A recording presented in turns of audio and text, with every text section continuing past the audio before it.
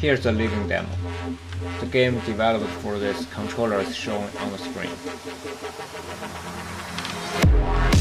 The magazine is being tracked all the time, as well as the trigger and the semi-auto selector.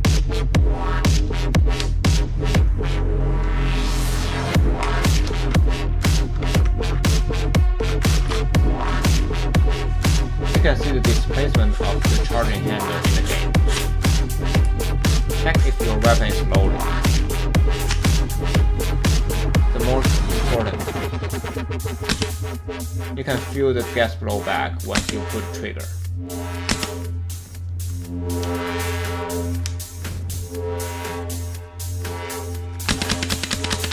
Empty magazine will leave the bolt open. Nothing can be more satisfying than an AR slap. The inherent recoil feeling from a GBB and can be further improved by more tuning.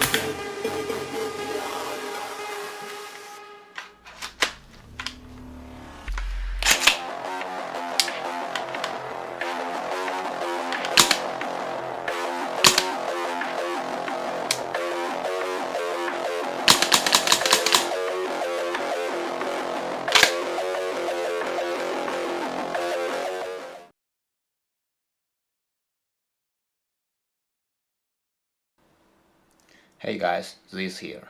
Today I want to introduce you a project that I'm recently working on. A VR first-person shooting game controller, the VR15.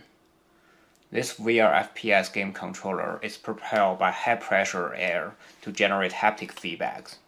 It also simulates air bolt action and other human-machine interface. Let's check it out. When playing VR FPS games, we usually use universal controllers. There are also open designs that you can download and make at home to place your controllers in the front and rear arrangement. There are companies that are making rifle-like controllers that use electric motor to generate recoil feedback. Can we make it even better? There are 4 major types of airsoft. Electric airsoft AEG, gas blowback GBB, high pressure air HPA, and electric blowback EBB, which I don't have one here. Among those, only GBB and EBB provides recoil feedback, which is driven by propane, CO2, or electric motor. A GBB usually uses its magazine to store the pressured gas. It simulates running logic of a firearm better than the other 3 types.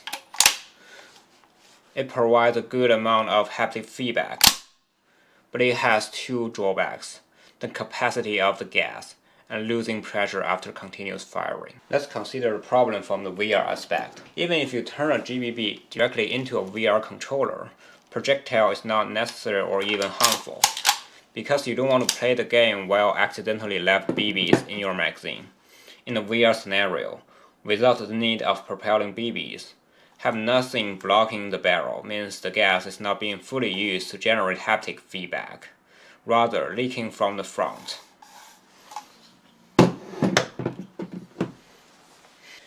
An EBB is kind of similar to an AEG, but the gearbox generates more force to compress the recoil spring.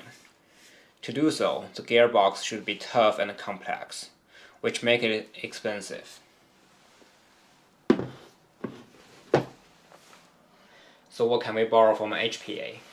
Continuous firing won't cause the temperature of the gas to drop, which guarantees the consistent pressure. Using a valve is easier to program, which collaborating better with game purpose. Usually an HPA uses a hose to connect to the air tank, or use the tank to replace the buffer tube.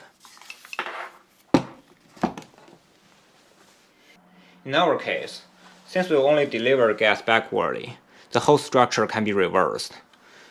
The air tank sitting in the front, for example placing inside the handguard. The release of the high-pressure air is controlled by the electromagnetic valve, goes into the cylinder. The buffer is pushed to compress the spring inside the buffer tube to generate haptic feedback. Here's a living demo. The game developed for this controller is shown on the screen. The magazine is being tracked all the time, as well as the trigger and the semi-auto selector.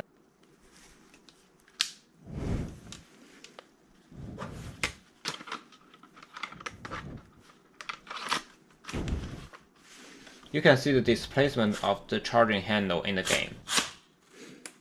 Check if your weapon is loaded. The most important, you can feel the gas blowback once you pull the trigger.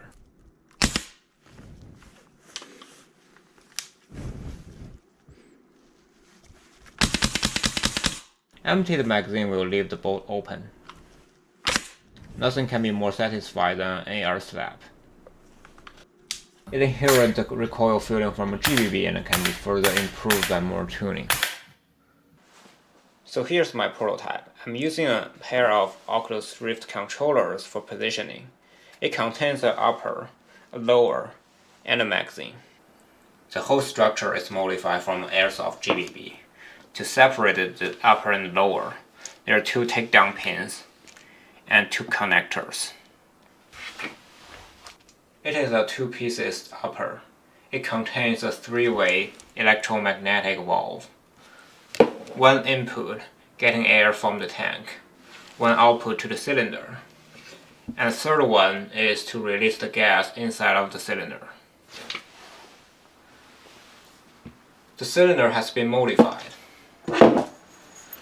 The gas comes in this way. The other end has been cut off. This 3D printed bolt carrier pushes the buffer, and it can be driven by the charging handle. There's a TOF sensor in the front. The position of the charging handle will be detected and sent to the PC and reflected in the game. The lower contains the main PCB, which uses Bluetooth to communicate with the PC. The battery is sitting in the stock. I use 3 micro switches. 1 is used to detect whether there's a magazine inserted. 1 is used to detect a trigger pull. The 3rd one is used to determine whether it is semi or auto mode. The bolt catch can be driven by electromagnet or by hand. I attach a magnet to its back. There's a Hall sensor sitting inside of the lower, which is used to detect the position of the bolt catch, so whether the bolt is holding open can be reflected in the game. The lower is connected to a buffer tube, which contains a buffer and a spring. This is how bolt catch works.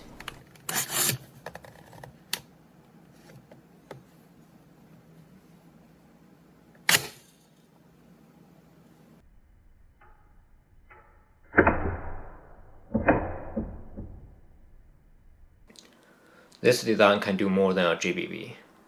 The haptic is strictly controlled by the game. The bolt can be locked at any time on demand.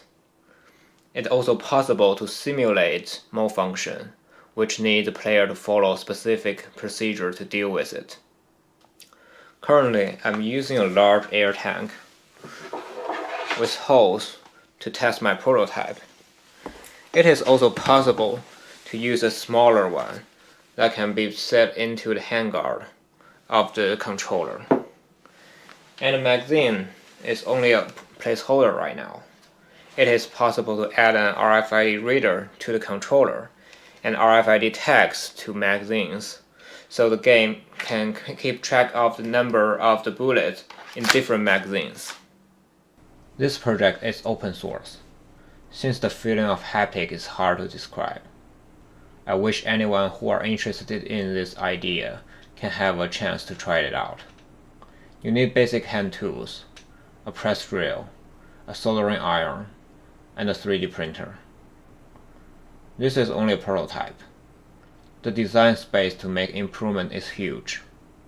Imagine the Oculus Rift being used for positioning or replaced with a smaller one. Designing a game for it can be challenging. Can you have storylines that the character only use one AR through all missions? Picking up weapons on the floor is common in FPS games, but it goes against the designing purpose of this VR15. Different guns have its own form factor, interface, and running logic. One universal controller for all is awkward. This idea can be applied to other models, such as an AK, a SCAR, or something else. Those airsoft and gel blaster manufacturers are the best candidates to make this into mass production. I hope to see one of those in the VR game controller market. I want to thank my friends Tommy, Lao Wu, Eric, and Jian Zhang for providing airsoft, Oculus Rift, recording equipment, and other help. And see you guys in the next project.